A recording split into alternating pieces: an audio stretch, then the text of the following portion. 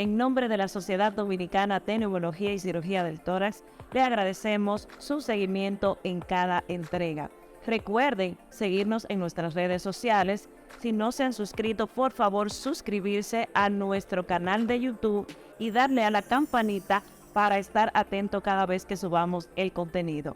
Y como siempre, un contenido variado, versátil, un tema de interés para toda la República Dominicana y el mundo. Y hoy vamos a abordar un tema también interesante, que hay muchos mitos y realidades en torno a él. Y vamos a hablar de inhaladores. Y qué mejor hacerlo con dos grandes profesionales que, además de tener una trayectoria en su vida personal, a nivel de la sociedad, tenemos el honor de que uno ha sido un pasado presidente, que es el doctor Freddy Abad, y tenemos al actual vicepresidente, que es el doctor Alfredo Matos. A ambos la bienvenida a este espacio. Muchas gracias, Francis, y a la Sociedad Dominicana de Neumología por esta invitación y tratar este tema tan importante como es el tema de los inhaladores. Así mismo. Muchas gracias y vamos arriba con este tema. Bueno, como ustedes saben que aunque yo casi quiero ser neumólogo, la pregunta es, ¿por qué inhaladores? ¿Por qué una pastillita? ¿Por qué un jarabe? ¿Por qué inhaladores? Excelente pregunta. ¿Por qué usar inhaladores? Primero, porque las ventajas de los inhaladores es que el medicamento o la medicina, pudiéramos decir, va directamente a donde tiene que actuar, que es a los bronquios. Otra característica u otra ventaja es que, como va directamente a los bronquios, utilizamos menos cantidad de medicamento. Por decirte, y yo siempre pongo ese ejemplo cuando yo daba clase, una tableta de prednisona, la más bajita, de 5 miligramos, tiene 5 miligramos, la más bajita. Entonces, 5 miligramos son 5.000 microgramos. Entonces, cuando nosotros, por ejemplo, convertimos eso y lo damos a las vías aéreas, la dosis efectiva puede ser 200 microgramos. O sea que estamos dando mucho menos de la mitad de una tableta, con mayor efecto y más rapidez y por tanto menos efectos secundarios. Es una ventaja de los medicamentos, que lo damos en microdosis, menos efectos secundarios. Esa es la ventaja, va directamente a trabajar donde le toca, pero tiene una desventaja. ¿Cuál? Es que tenemos que orientar a los pacientes y a los médicos a saber usarlo. Esa es la única desventaja. Regularmente las personas tienen mucho miedo cuando tú le dices, te voy a poner una bombita, te voy a poner un inhalador. Ay, ¿por qué un inhalador? ¿Por qué una bombita? Por eso me va a crear dependencia. Eso me va a dañar el corazón. Eso me va a dañar tal cosa. Eso, es decir, las personas siempre tienen el miedo de que estos medicamentos son como drogas que usted al empezar a utilizarlas, automáticamente el paciente no va a dejar nunca de utilizarlas. Y al contrario, estos medicamentos, como dijo el doctor Abad, es un medicamento que va directamente a la vía aérea, mejora lo que tiene que ver con relación a esta parte, y usted tiene la gran ventaja de que con otros medicamentos usted tiene que durar mucho tiempo, quizás con este medicamento usted puede durar menos tiempo. Para poder hacer la comparación, con una pastilla, ¿qué tiempo puede durar? Y con un inhalador, ¿qué tiempo puede durar? Un paciente puede durar hasta un año utilizando, por ejemplo, antialérgicos o más tiempo. Pero, por ejemplo, un paciente asmático, un paciente que simplemente haya tenido una inflamación bronquial producto de una crisis de una gripe o un proceso un COVID, por ejemplo, en estos casos, a veces tú puedes durar hasta un mes con un medicamento como estos y el paciente automáticamente se revierte, el paciente vuelve a la normalidad. Y tú con eso tienes la gran ventaja de que el paciente solamente va a utilizar un medicamento, no va a utilizar 2, 3 ni 4 medicamentos. Entonces, este medicamento hay muchas personas que dicen que me va a hacer crecer el corazón. Este medicamento como tal y como otros medicamentos, lo que va a producir es una leve taquicardia en el paciente. ¿Por qué? Porque lo que está haciendo es una broncodilatación. Está dilatando los bronquios, dilata las arterias y aparte de eso te produce un poco de taquicardia porque es un efecto normal del medicamento.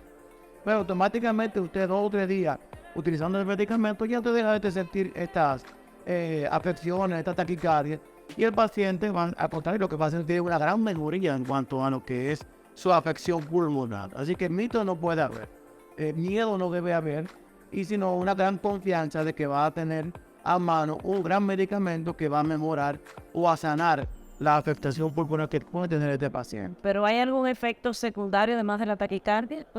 Regularmente, dependiendo del tipo de inhaladores, pueden haber afecciones a nivel local, es decir, como un medicamento que usted inhala por la boca y tienen la gran mayoría de esteroides, uno recomienda que el paciente se envuelve la garganta, que limpie la boca o el área oral después del uso de ellos para evitar algunas molestias en estos pacientes, sobre todo aquellos pacientes que son diabéticos, en los cuales pueden tener algunas aftas, la presencia de esas pequeñas lesiones blanquecinas en la boca, que no es más que micosis, producto de la misma, el mismo esteroide que contiene el medicamento, pero con el simple hecho de usted enjuagarse la boca, de lavársela con una agua clara, eso ya evita cerca de un 85-90% de que esto pueda aparecer.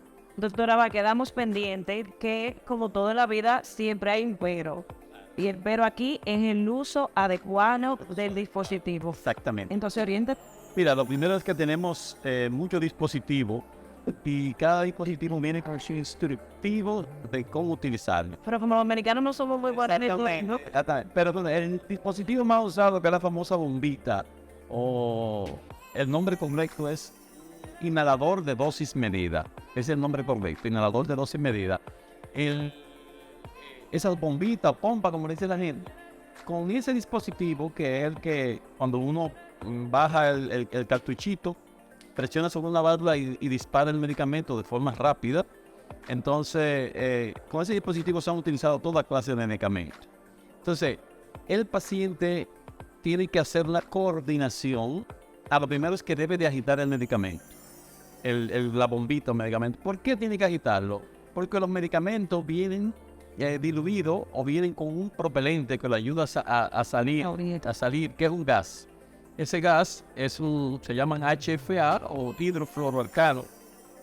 Antes venían otros gases que eran los CFC, que eran un clorofluoroalcano, pero desde el año 1988, una reunión que se hizo en Canadá, en Montreal, en el protocolo de Montreal, dejaron de usarse todos esos propelentes en todos los demás gases, lo que se usan las mujeres, para los spray. ¿Por qué? Porque dañan la capa de ozono y entonces contribuyen con el calentamiento global. Lo primero que hay que agitarlo, ¿por qué? Porque si el paciente no lo agita, solamente sale el gas y cuando se acaba el gas se queda la medicina de él. Es el primer error que la gente comete, tú tienes que agitarlo. Lo otro es, Bueno, yo me acabo de enterar, lo reconozco. para que lo sepa, es por eso que hay que agitar todos los aerosoles, pues ahí no sale el gas. Entonces, lo otro es que debe hacer una coordinación en el momento que él va a disparar el dispositivo y hacer una inhalación. Eso es muy incómodo, ¿verdad? Una inhalación es en el momento que bajo. Sí, exactamente, que baja con el dispositivo puesto en la boca. Eso es muy incómodo. Y para eso, la mayoría de los dispositivos de inhaladores de dosis medida, la famosa bombita, viene ahora con una camarita espaciadora, que es como por una botellita, que tú la colocas justo detrás de la base de la botella, con una boquilla. Entonces ya tú no tienes que hacer esa coordinación. Solamente tienes que agitar tu dispositivo, colocarlo, darle e inhalar. Y ya. Y ya, esa es eso. ¿Qué errores se cometen con esa famosa bombita? Primero, no agitarlo. Número 2, a veces ponen el dispositivo boca abajo. O sea, lo que tú estás tirando el gas nada más porque no está tirando la medicina o no está tirando nada. A veces quieren dispararlo con el cerrado, le tapan la lengua. O sea, hay muchos errores. Incluso en los estudios se ha demostrado que los pacientes con ese dispositivo, si no se le explica bien, puede llegar a cometer hasta un 70% de errores o más. Y los médicos también, que a veces no sabemos, no estamos entrenados para eso. ¿Qué significa eso? Que a veces la gente dice, esa medicina no sirve. Entonces, la medicina sirve, el problema es que no la estamos usando adecuadamente. Salió un estudio hace tiempo en New England, eso decía, inhalador sin educación, fracaso avanzado. Exactamente. No, fracaso avanzado. Entonces, esos son los dispositivos que son los aerosoles. O sea, hay que tomarse el tiempo para enseñarlo y uno No es simplemente indicar un medicamento, indicar un inhalador. No es simplemente eso, usted tiene que decirle y enseñar al paciente. Es bueno siempre que el médico tenga uno que otro dispositivos. Exacto. Y enseñar al paciente, y si lo tiene ahí, se lo va a regalar. También. Dar la vuelta con el paciente y decirle, bote al aire, póntelo en la boca, muévelo, inhálalo ahora para que aprenda a notar. Entonces, fíjate, buscando evitar esa coordinación que hay que hacer entre agitar e inhalar, la industria farmacéutica se inventó los inhaladores de polvo seco, que son diferentes a esto. Los inhaladores de polvo seco también tenemos toda clase de medicamentos, broncodilatadores de diferentes tipos, antiinflamatorios, esteroides. Pero ¿qué pasa? Cada inhalador de polvo seco tiene su dispositivo en particular, porque cada casa farmacéutica tiene su dispositivo. Entonces, ¿qué vinieron a salvar los inhaladores de polvo seco? Esa coordinación, porque en los inhaladores de polvo seco es que el paciente, cuando se pone el dispositivo en la boca, que dispara el dispositivo él mismo. Cuando yo jalo, ahí ya que estoy, no tengo que estar coordinado, sino en ese momento. Entonces tenemos inhaladores de polvo seco de varios tipos, lo que son con dosis individuales, que se tienen que preparar cada vez que tú lo usas, o hay dispositivos de esas farmacéuticas importantes que vienen con multidosis, que vienen con 60 dosis, 120, 30. Entonces ya es un dispositivo que cada vez que, como decía el doctor Matos, llega el paciente a tu consultorio, tú tienes que tener todos los dispositivos ahí, viendo al paciente que tú tienes. Ok, yo le puedo dar este. Porque mucho de eso hay que hacerle una vuelta para adelante, otra para atrás. Otro hay que abrir una boquilla. Otro hay que abrir, entrar la pastilla luego. Entonces, dependiendo, uno tiene que sentarse, hay que poner 10, 15 minutos para eso, para enseñar a los pacientes y a utilizar esos dispositivos. Eso es importante. ¿Por qué? Porque, como yo te digo, sería un fracaso anunciado. En el caso, como muy bien decía ahorita también el doctor Matos, de que esté utilizando esteroides, siempre el paciente quiere decirle, mire, después que usted lo inhale, ¿verdad? Otra cosa, como son partículas que van hacia los bronquios, cuando el paciente hace la inhalación, el paciente debe de aguantar luego la respiración 5 o 10 segundos. Uno dice 10 segundos, pero usted lo cuenta ahí. Mentira, ¿por qué? Porque el principio físico, no médico, bajo el cual esos medicamentos actúan es por contacto. Entonces, para que hagan contacto, cuando tú inhalas, tienes que aguantar un poquito la respiración para que las partículas bajen en los bronquios, se peguen y ahí haga su efecto. Exacto. ¿Entiendes? Entonces, eso es básico. Eso es básico. O sea, hay diferentes tipos entonces. Diferentes tipos. El de spray, Los spray, los polvos secos, multidosis y unidosis. doctor, ahorita usted hablaba, don Alfredo, del tema de los mitos. Usualmente la gente se relaciona mucho a que si me indican esto, también es que como que soy asmático. Se resiste a los pacientes a usarlo, Sí, claro. a pesar de la concientización que usted puede hacer. Por eso, no solamente los pacientes asmáticos son los únicos que van a utilizar este medicamento. Buena pregunta. ¿Por qué? Porque como te había comentado hace un momentito, hay ciertas enfermedades de las vías aéreas o que afectan a las vías aéreas, incluyendo este que acabamos de pasar, el COVID, que ha dejado una gran cantidad de pacientes con una alta inflamación de las vías aéreas, provocándole tos, dificultad para respirar, congestión por las noches, que hace simular un cuadro asmático, pero que no tiene ningún antecedente asmático por ninguna parte. Entonces, este tipo de pacientes se benefician de estos medicamentos. Exactamente. Se van a beneficiar a un corto plazo, como te había mencionado, porque tú vas a conseguir con ellos esa broncohidratación o esa mejoría respiratoria en este paciente Inflamación también. y esa antiinflamación que tiene ese paciente, y entonces ahí el paciente va a mejorar. Entonces muchas veces los pacientes creen, o la persona cree que porque tengo una bombita soy asmático, y está en el papel del médico, del neumólogo, explicarle por qué le está indicando ese medicamento, sobre todo cuando los pacientes tienen esas grandes dudas. Y el hecho, la pregunta que más hacen los pacientes, doctor, esto es para toda la vida. Exactamente. Esto es algo, hasta los mismos pacientes asmáticos. Y yo siempre les digo, bueno, puede ser que sea para toda la vida y puede ser que no. Todo depende de cómo tú mejores y cómo tú reacciones. Pero en la gran mayoría de los casos, a los pacientes nosotros podemos hacer un switch. Es decir, irle quitando los medicamentos y ya llega el paciente en el cual no necesita utilizar ningún tipo de medicamento y puede hacer su vida normal. Pero para llegar a esa mejoría, tiene el paciente obligatoriamente que llevarse a su médico y utilizar los medicamentos el tiempo que se necesita. Me voy a otro extremo. Estos son los que se resisten a usarlo. Pero hay pacientes que se resisten a dejarlo, precisamente por la convicción de que soy dependiente ahora. Entonces ahora no me sano por otra cosa que no sea eso. Por la rapidez. No es incierto, no es que sea dependiente. Lo que pasa es, mira, ¿qué te digo? Bueno, dame darte la respuesta. El diabético tiene que usar su insulina. Exactamente. Los hipertensos, lo primero que hacen por la mañana, antes de cepillarse, tienen su pastilla. Y nadie ha dicho, pues yo soy dependiente de la pastilla.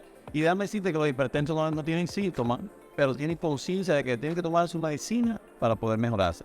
¿Qué pasa con el paciente asmático ya? El paciente asmático tiene que usar su medicina, igual que el hipertenso usa su medicina para la presión y que el diabético usa su medicina para la insulina. Lo que sí es que te digo, en sus chequeos, nosotros como médicos tenemos que valorar si le podemos espaciar las dosis. O sea, si podemos darle ya menos dosis o le agregamos alguna otra cosa que le negue. Pero, por ejemplo, yo soy asmático leve, o tengo un asma intermitente. ¿Qué significa eso? Que si yo me tengo ese cuarto ahí, cojo frío, yo puedo apretarme. Yo ando siempre con mi medicamento. Yo uso en mi casa sin un medicamento. ¿Por qué? Porque en el momento que tengo que utilizarlo, lo uso. O sea, yo no lo uso porque ¿qué es lo que te decía Matos? Mucha gente ahora con el COVID ha tenido lo que se llama hiperreactividad bronquial secundaria al COVID. ¿Qué significa eso? Que por alguna razón, que sea de nacimiento o no haya adquirido, sus bronquios ahora han reaccionado y se están apretando. Pero posiblemente eso sea temporal. Por eso uno tiene que decirle, mira, vamos a usar esto por un mes y vamos a ver si ya el mes que viene se acaba. Pero ya el paciente que viene, que fuera de COVID o hasta aún con el COVID, ¿verdad? Y empieza a apretarse.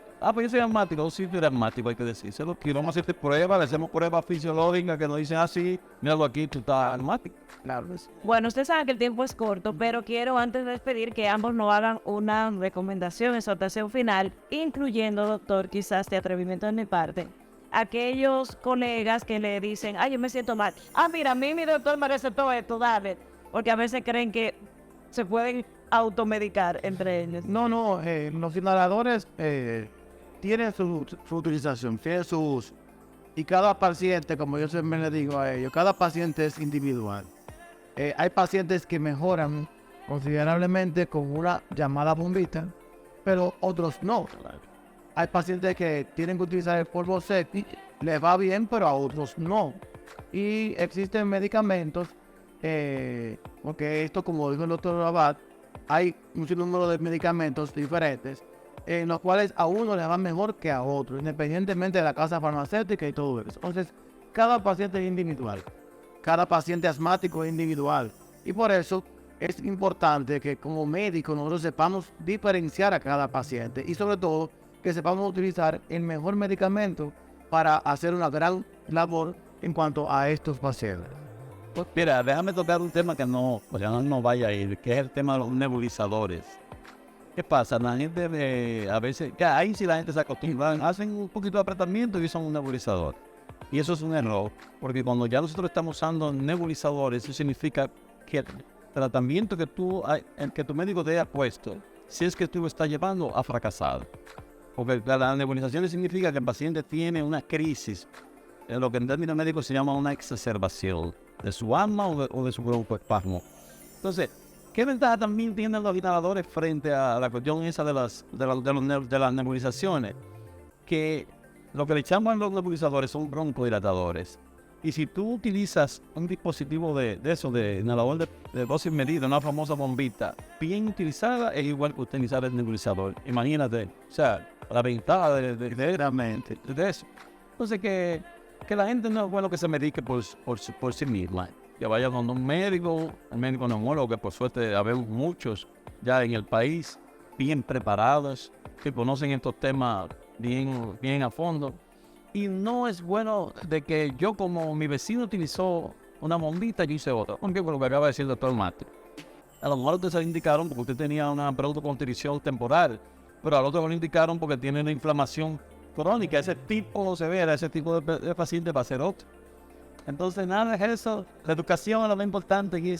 Claro que sí. Educación, información y sobre todo seguimiento a estos pacientes. Doctores, muchísimas gracias, Freddy Abad, Alfredo Matos, por compartir este importante tema que parece simple pero tiene muchas aristas y que todos tenemos que informarnos. Así que en nombre de la Sociedad Dominicana de Neumología y Cirugía del Tórax, los invitamos a que continúen cada semana en este espacio de NeumoCaps en nuestra primera temporada. Hasta la próxima.